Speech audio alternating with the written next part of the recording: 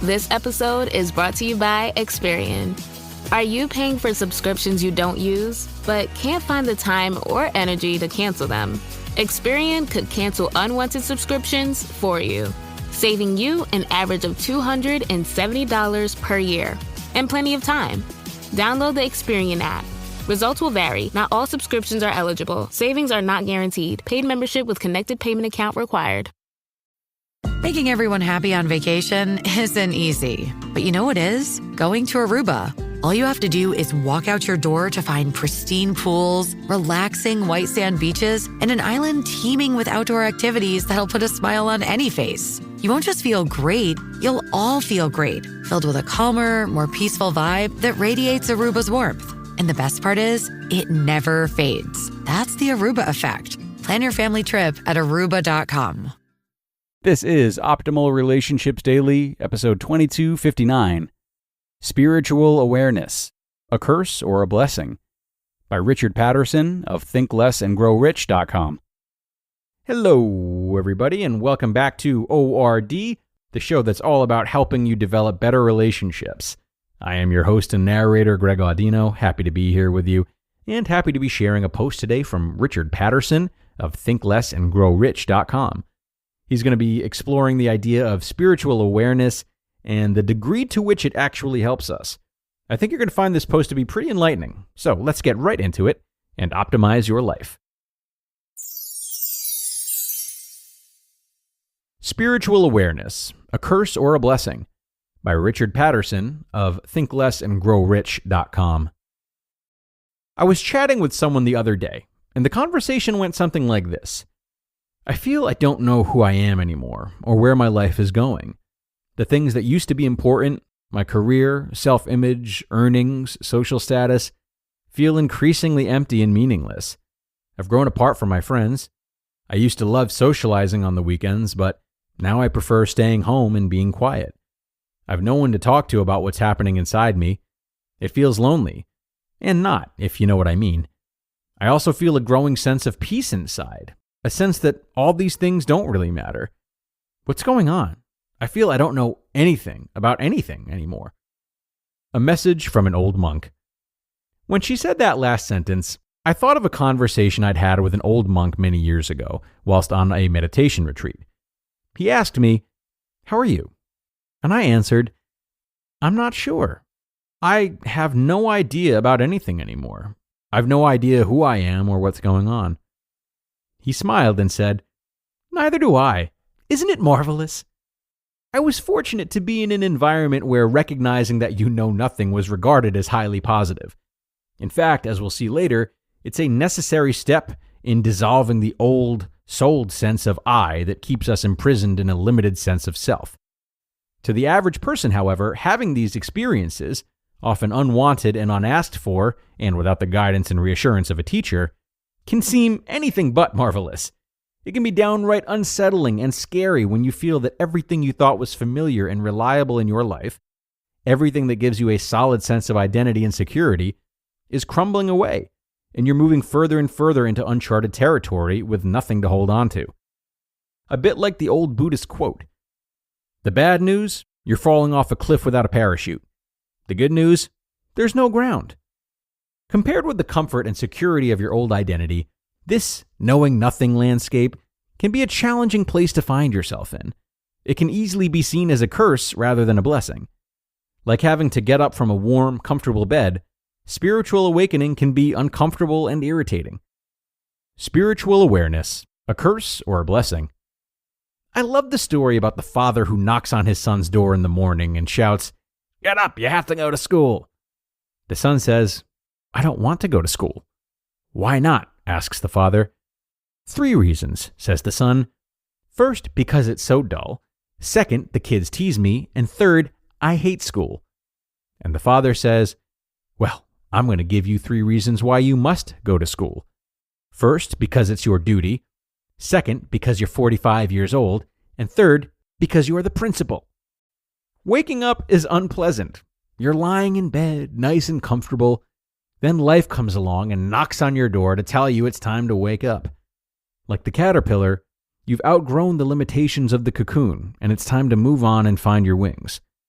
I must say, from my own experience and knowing what I know now, there's no way I would choose to go back to bed, even if it were possible. Just like the caterpillar emerges from the warmth and safety of the cocoon in precisely the right moment, so the gift of spiritual awareness is bestowed upon each of us exactly when the time is right. If it's meant for you, there's no avoiding it. I want to talk now about the 3 distinct stages of spiritual awareness. The 3 stages of spiritual awareness. The first stage is where the vast majority of the population find themselves.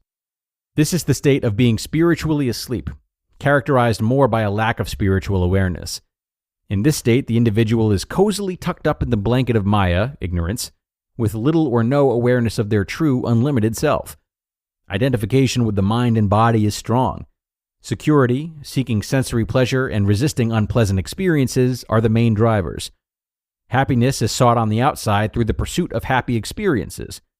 Unhappy ones are seen as obstacles to overcome, rather than spiritual opportunities.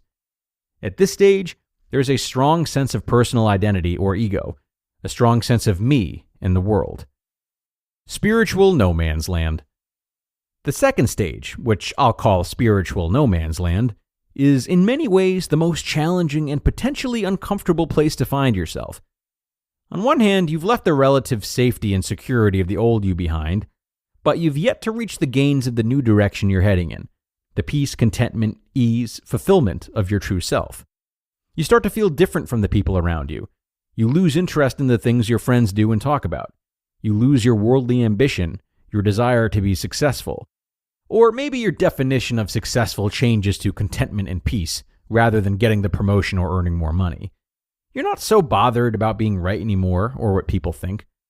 Insights about your true nature start to hit you with increased frequency. Epiphanies arise. Synchronicities increase. Teachers appear. You start to live in the magic zone. It can feel like one moment you're in the depths of despair, and the next you're feeling euphoric and joyful. Your emotions are all over the place. One of the most common features of this stage, however, is the recognition that everything you took yourself to be may not be the truth of who you are. The belief that you know who you are, what you're doing, where you're going, that you have or ever had any idea about any of these things, can fall away. This realization can either be hugely unsettling or a source of great freedom and liberation. The third stage of spiritual awareness, arriving. Before continuing, I must say that I am not claiming for a moment to have arrived in this place, just the odd glimpse here and there. But having said that, I feel there are a few things I can share from my own experience. As the sense of personal identity dissolves more and more, the sense of knowing nothing becomes the default state. With this comes humility and compassion. Through the 3 stages, there is a general movement towards living from the heart as opposed to the head. I sometimes describe this as living life in the passenger seat. Rather than planning things using your mind, you find yourself being moved by life itself. Above all, there arises from within a great sense of trust, a sense of all being well and exactly as it's meant to be. This knowingness greatly decreases the amount of inner resistance to life's experiences, the main cause of our suffering. You just listened to the post titled, Spiritual Awareness, A Curse or a Blessing, by Richard Paterson of thinklessandgrowrich.com. And many thanks to Richard for this insightful post, insightful yet frightening, as he alluded to. This sure can be a tough concept for many of us to wrap our minds around. Tough first to identify with our spiritual side and understand who we truly are, and even tougher to then be removed from that. So if you're having a difficult time grappling with a loss of self and it's maybe affecting your relationship with yourself and others, I would encourage you to at least start questioning the idea of self and how you define it. So one first challenging thought to explore might be that while having an established sense of identity does provide a sense of comfort, it also provides an innate limitation, doesn't it? The more we see ourselves in one light, the more averse we may become to exploring different parts of ourselves, different ideas, different parts of the world, and so on. And while this drive can be helpful, the flip side of it is that we've subconsciously pigeonholed ourselves a little bit. And it's more layered than that, of course, but it's not to suggest that one direction is right and one is wrong. but maybe it introduces us to the idea that everything has a flip side, the good and the bad. And that might slowly and healthfully deconstruct the idea of knowing too much and ultimately falling into that I don't know state of mind, which Richard is really championing, and I myself am quite fond of as well. So, some stuff to think about, friends. Have fun with that. It's a lot. Time to get out of here, but I thank you always for listening and sharing this with someone, and I will see you tomorrow for another episode where your optimal life awaits.